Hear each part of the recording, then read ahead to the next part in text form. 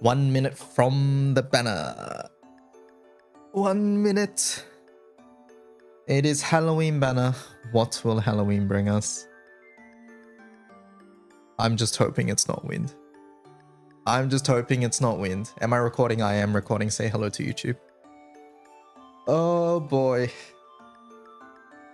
There's so many scary banners at this point.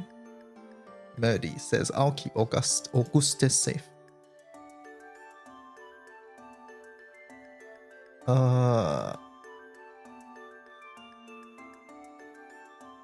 20 seconds. 15 seconds.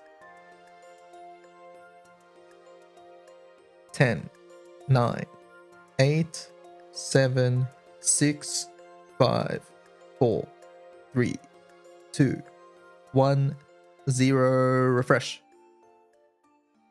Vajra Halloween light. Lancelot Halloween wind. I'm not happy about wind. Esser water.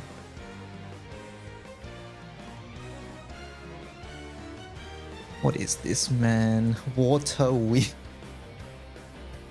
Why water wind? What is this? It's a Raziel skin. No Raziel character. Okay, Raziel skin. Will Raziel be on the banner? Alright, all the betters on yes, I'm sorry. Raziel is not on the banner, no. Alright. That's a cute outfit though. Alright, let's have a look-see, shall we? Alright, let's watch the animations first. No spoilers about the kids chat. I'll read it all. Give me a sec. That's it. That's a really cute outfit. These are like unique animations too. Like completely, I think. I don't remember her summer Oogie too well, but yeah. What is Lance doing? He's a conductor? Oh my god. Alright, he's staff, by the way, I think. No, I think that's just the recruit weapon. Never mind. Alright, Esser joins Katoro in water. Alright, let's look at the weapons real fast. Verity Fandango Strike. Maybe. MC deals triple... What is it? A fist. MC deals triple attacks while in effect. Amplify normal. I mean, if you have auto, you're never using this, but... I guess maybe if you're not auto and you happen to want to bar the weapon. Alright, let's see. Wind Staff. Charm, Typhoon, Majesty, supplement wind allies skill damage. Typhoon? Is this guy going to be Crest? Or Lamarok? Alright, we'll see. And then you... Tempering. Tempering Aegis. This is just strictly worse Knight of Ice, right? Knight of Ice is Majesty, so it's better than this. Yeah. Alright. Let's have a look. I'm going to start with Lance chat. Because it's the wind character.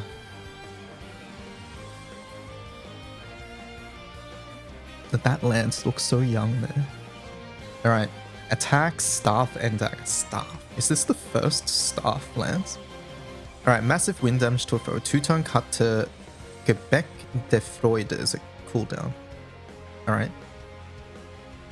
5-hit wind damage to a foe. Remove 1 buff. Hit to multi-attack. Typhoon Crest. Oh boy. Lamarok synergy. Okay, skill damage. Dispel. If this is auto-activatable... Oh boy. 800% wind damage to all foes. Debuff immunity to wind allies 1 time. Dispel cancel effect. When 5 black cats treats, hit number doubles. Okay.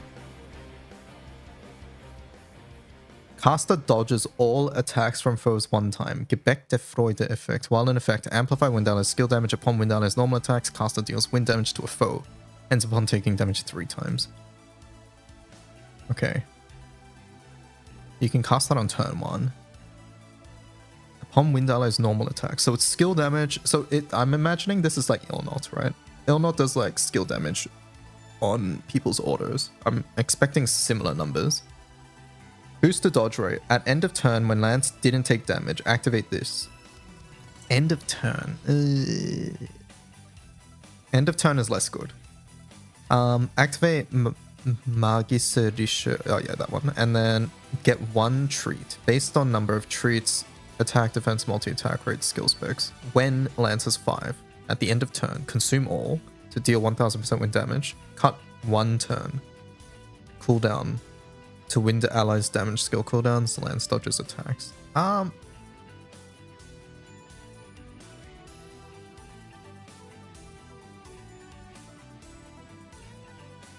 Let me see.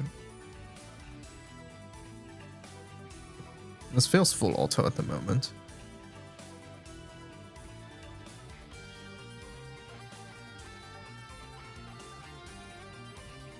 Ends upon taking damage 3 times. Now I don't think this is...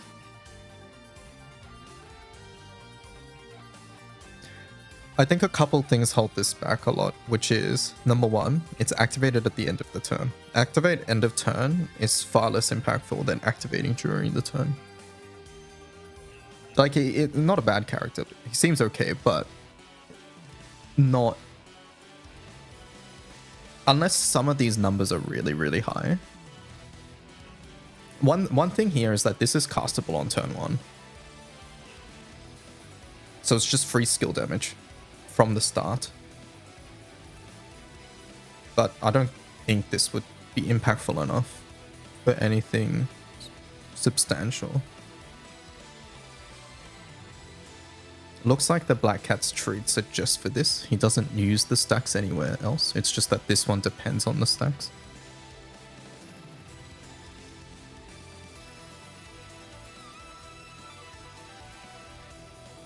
Every 5 crests he consumes and deals damage and cuts everybody's cooldowns. The red skills.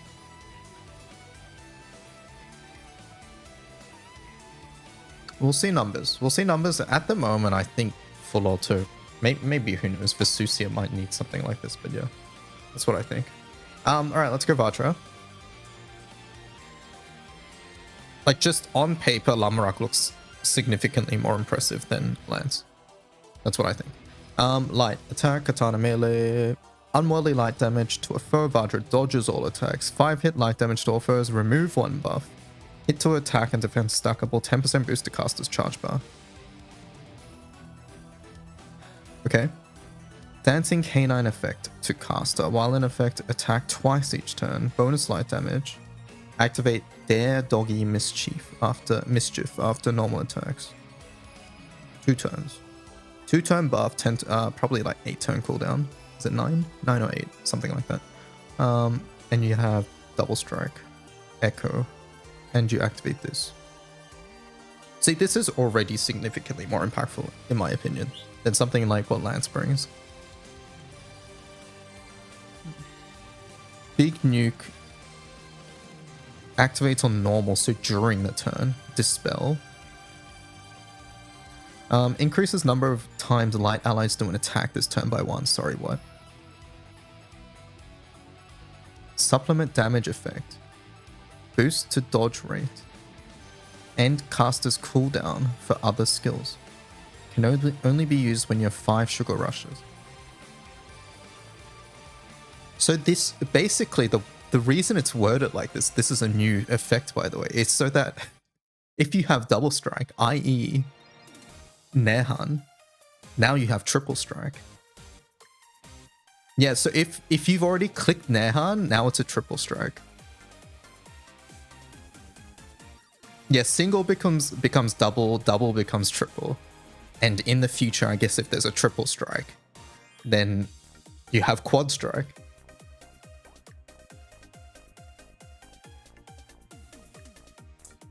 I wonder if you can kitten this effect for another attack. I don't know when that would be useful, but it's more just curiosity. Like, can you click this multiple times? The answer's probably no, by the way, because it's the same icon, so it wouldn't like stack on itself. No charge bar gain upon normal attacks, deal triple attacks. She gets charge bar from this. And then normal attacks deal... Oh, she has flurry. Okay. For every 3 triple attacks by light allies, light damage to a foe. For every 3 triple attacks. Okay. And then 1 sugar rush. So she has like a Zeta passive, Zeta Grand passive here, which is the nuke. Every 3 triple attacks, she does a nuke, like Zeta, and then it gives her a stack, like Zeta, and based on the stacks, it gives her attack, defense, supplement, damage, debuff immunity, and dispel cancel. Character seems good. Character seems good. I can see this character being really good in Vesusia.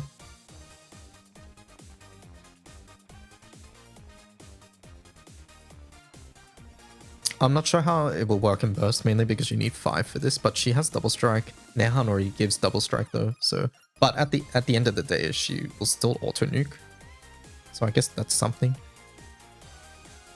But yeah, interesting take on Vajra, huh? They've taken more of a normal attack route in this one.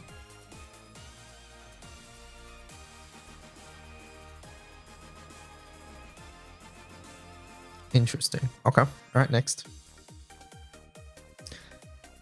Esser. Oh, that's cool art. Massive water damage to a foe and floral bullets cooldown can recast within a turn. So you can click it twice. Okay, 10 hit water damage to random foes, hit to all foes, attack and defense, 3-time boost to... Okay, it's literally her fire S1. Water damage to a foe, supplement damage taken, onslaught, assassin's aim. 1 time. I mean, yeah, it gives onslaught anyways. Number of hits increases based on bounty. This is looking very similar to regular Esser. Do you know if these new characters will be in the final Halloween banner? In previous years, yes. Once again, I can't see the future, so I don't know if they're going to change it this year, but every year prior to this year, they have been available there. And I feel like if they were going to change that, they would have announced it like they did with some. So my educated guess here, keywords, educated guess, is that they will be available in the final Halloween banner, yes. However, they will not be as high rate up as this banner. So yeah, do keep that in mind. Are these the only new characters, or will there be another set of Halloween? Prior to this year, this is the only new banner for Halloween. So once again, we don't know if they're going to change it this year, but in 2024 and years prior to that, this was the only banner with new Halloween characters. Alright, third skill, 1000% water damage to all foes, Phantom Lantern effect. While in effect, boost to attack, deal triple bonus water damage, 2 hit water damage to a foe upon normal attacks. She just got her S4.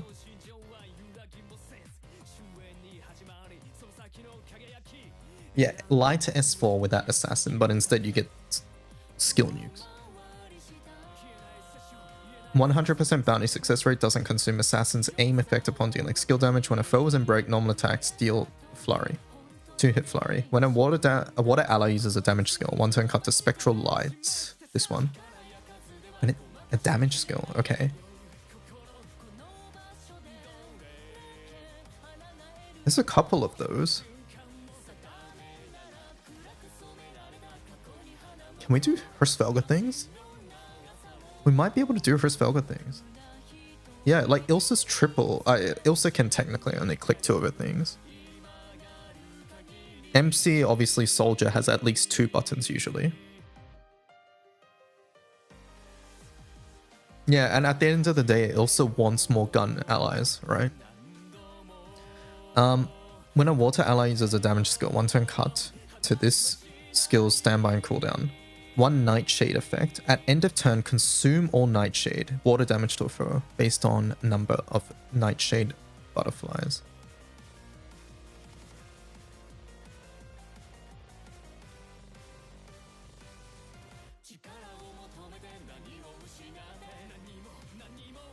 Can it be available? I mean, ready in 5 turns means that if you click 5 red skills, it would, right? And she would click 2 of those. Or she can click 2 of those.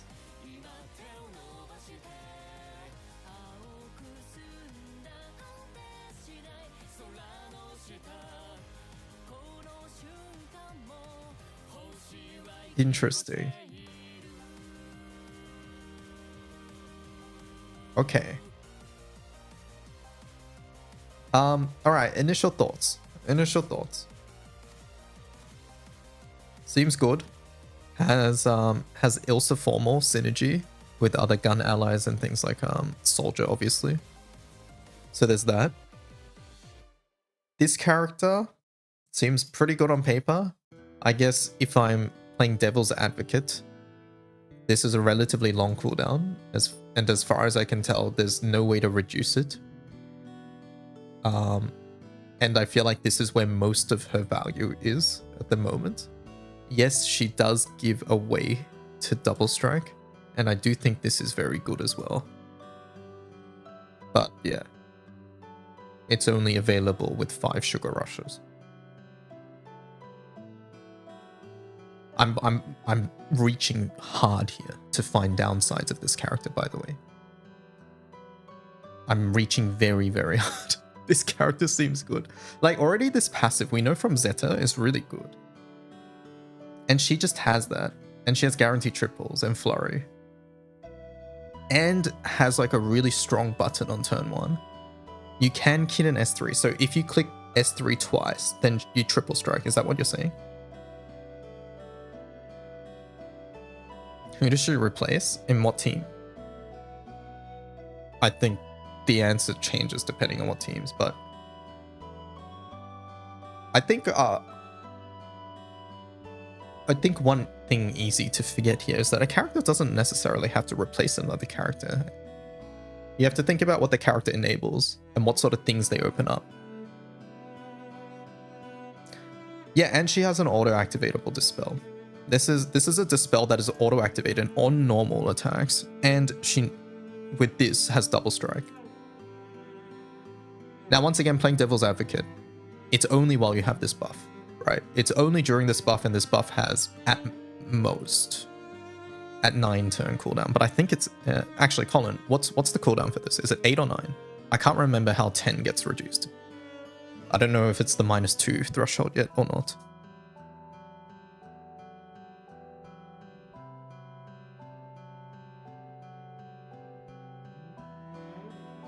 Seven, 9, 15. 7, 9, 15. Okay, so it's -1 turn. So 9 turn cooldown on this and 2 turn uptime. So yeah, it is like a relatively long cooldown, but I think it's appropriate because of how strong this effect actually is. Hey guys, just editing the UI here. I just wanted to talk about Vajra a little bit more after I've seen some tests of her. On screen here, I have a 0 button test that Big Komatu did on Twitter. And basically they were testing Vajra in a 0 button setup. So replacing John. Previously, John was the best character for a situation like this because she provides a lot of damage with no buttons. But now Vajra has the Zeta Grand passive. So now she does a little bit more damage than John. So even for 0 button applications, it looks like Vajra is going to be very powerful. And if you need more damage, you can also click her other buttons as well. So I think this character is going to be quite useful in a lot of different situations in the future. Yeah, like I mentioned, I think I mentioned somewhere earlier that I think maybe her only downside is that her strong buffs have a relatively short uptime, but since they are very powerful effects, I think that's warranted, and I think that's fair. And yeah, once again, her S3 is synergizing with characters like Nehan is really, really, really powerful. So yeah, something to note there. Lance, he's got crests, right? So immediately crests makes you think Lamarok at the moment, but he doesn't really have a good way to, like, basically the only way to activate this consistently is not taking damage. And I don't think not taking damage, especially with dodge, is a good condition. Like, if you think about the number of impactful raids where you need something like this, they all have God Sight. right? Like, I mean, we don't really care about subby these days, I guess, but like Hexa, you can get God-sighted there. Far has God-sight. So like dodge all doesn't work. And this character seems to function off not taking damage.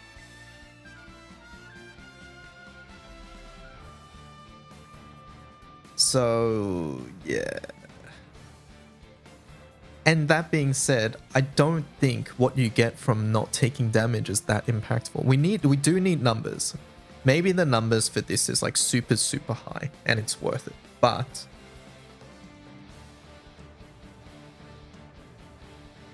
right now, it's like you put him in your team, you can click this and then you do some skill damage on normal attacks. And then he'll have dodge all and activate this at the end of the turn. The end of the turn, by the way. Which is really important.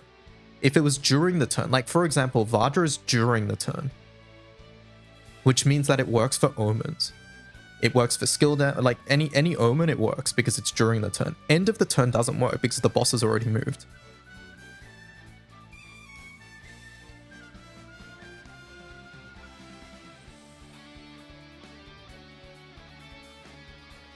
So yeah.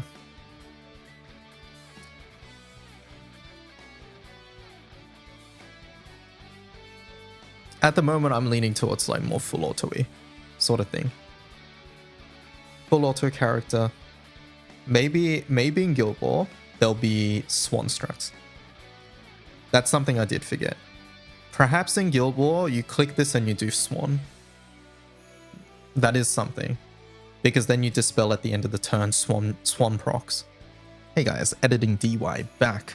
I just wanted to talk a bit more about Lance because earlier when the banner came out, I initially thought that he might be very good with some Swan setups because he has his auto-activated S1 that removes one buff. So that will activate Swan, which is sort of nice. But I think the problem sort of lies in how Swan teams currently function and how his S3 works. So his S3, let's take a read. Wind ally skill damage delta is amplified. Very good. When a wind ally normal attacks, deal wind damage to a foe. So he auto nukes when everybody normal attacks, which sounds good. But if we take a look at the meta Swan team from last year's Guild War, it looks like this. Estoriola, Galleon, and Lich. Now the thing here is that two of these characters don't actually normal attack. Estoriola is his signature thing, his trait is that he doesn't normal attack and he doesn't do anything, he just auto activates nukes. And then Lich, when you click S3, can't normal attack. On top of that, Galleon here synergizes with those two characters by saying at the end of a turn, if a wind ally did not attack, then she does her dispel. So it's really hard to fit Lance in to a team like this. Another underrated thing about these characters here is that not attacking is actually a good thing when you want to mash extra turns because attacking adds lockout. And since these two characters don't attack, Lich and Esther, this team ends up having very, very low lockout. So even though you're taking 3 turns, it's much faster than usual because of that. Now, on top of that, another thing about Lance is that this particular ability only activates if Lance did not take damage, which basically means that he's relying purely on his dodge. And his dodge is pretty much only from this skill here. When you click this, which has a cooldown of 12 turns, he takes no damage 1 time. So notably, 1 time means that if the boss has some sort of counter effect or a way to strip off that dodge, then Lance might get hit during the turn as well. 1 time does not mean 1 turn, so there's also that. So yeah, that's also a little bit of an unfortunate part of his kit.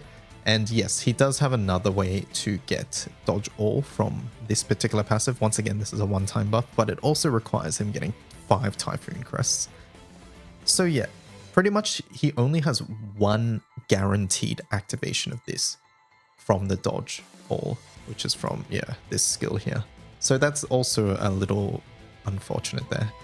Now, I think Lance is still an okay full auto character, but I do think in the context of bursting with Swan, it is looking a little bit dire, just because of how the current core is structured and his abilities not really fully synergizing with everybody there. So yeah, that's what I think about Lance. And then finally Esser. Esser seems to have pretty high synergy with the gun core that's forming currently in water with like Formal Ilsa. She has like Anytime Assassin with this. You can potentially click this on turn 1, which essentially gives everybody triple attack, echo, and the nuke after normal attacks.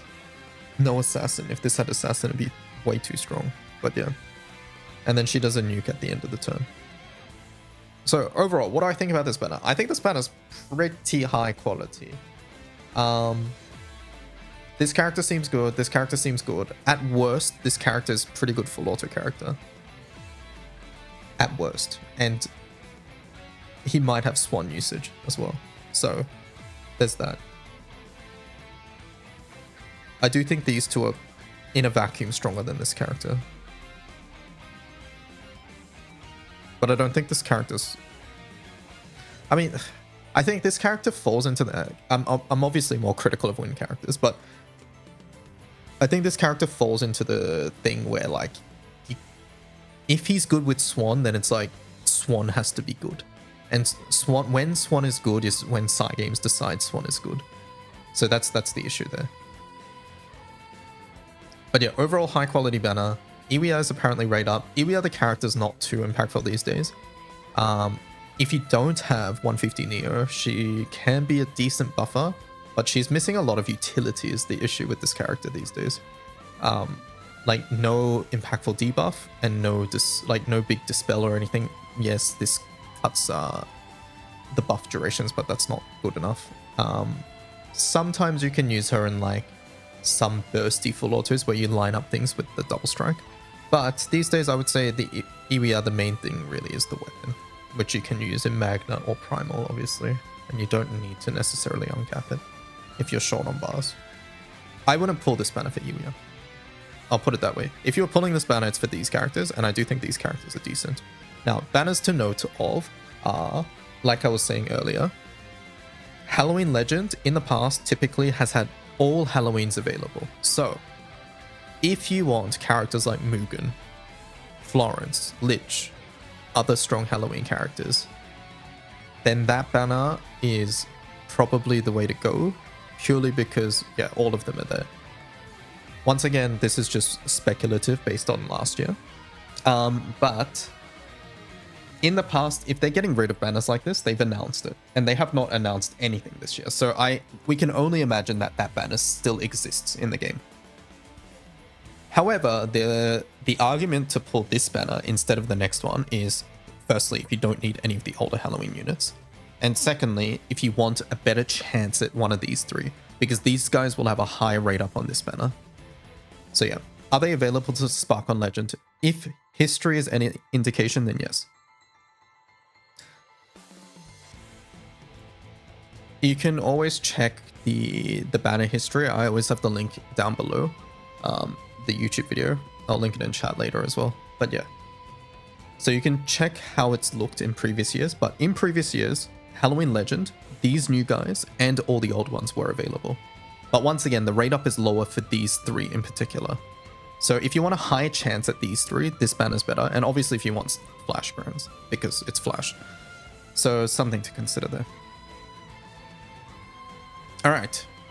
I'll probably cut the YouTube VOD there. Chat, say goodbye to YouTube. What do you guys think of this banner? I think this is a pretty decent Halloween banner. I'm obviously a little sad that there's Wind here because Wind Guild Wars soon and I don't want to pull that much. Especially when we're still missing Wind Robo. Like if that's, what's it called? If that's Tartman, like, so annoying. I don't think we'll get a Wind Grand, but maybe We'll have to see. All right. Goodbye, YouTube. Catch you in the next one. Bye-bye.